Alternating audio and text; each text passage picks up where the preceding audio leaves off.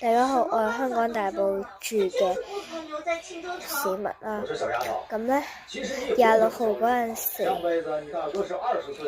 ，26號嘅嗰陣時就發生咗5級火警，應該人哋都個個人都知㗎啦，喺雲福縣。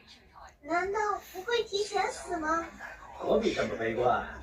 退一萬步講，有你這個小神仙庇佑，不管遇到什麼危險，到時候必然能逢凶化吉。嗰陣時咧，我就喺寶湖度見到好大陣濃煙啦，然後咧，我就接我嫲嫲放工，結果咧，我喺搭巴士，即係一田嗰個搭小巴嗰個位，806B 嗰個位。直情係見到好大陣火啊！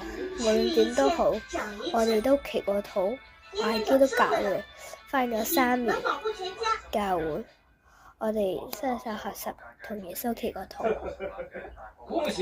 耶穌呢3日咧係5級火警，喺雲福縣大埔香港嘅。而家咧已經有128人遇難，包括1名消防員殉職。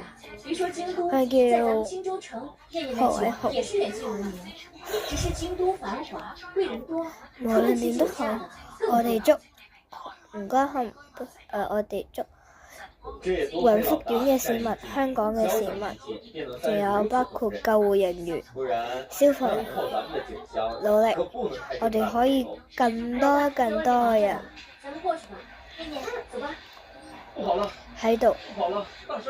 希望呢場5級嘅火快啲完，奉主基督的聖名之祈求，阿門。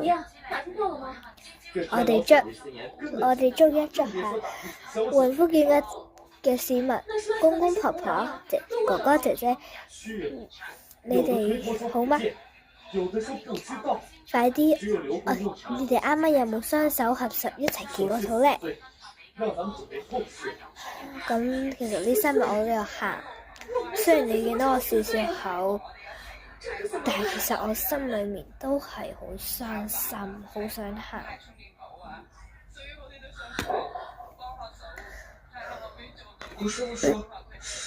大家都係香港大埔嘅，連我都係。我唔明點解呢啲工廠嘅人員會咁樣咯。下集再講。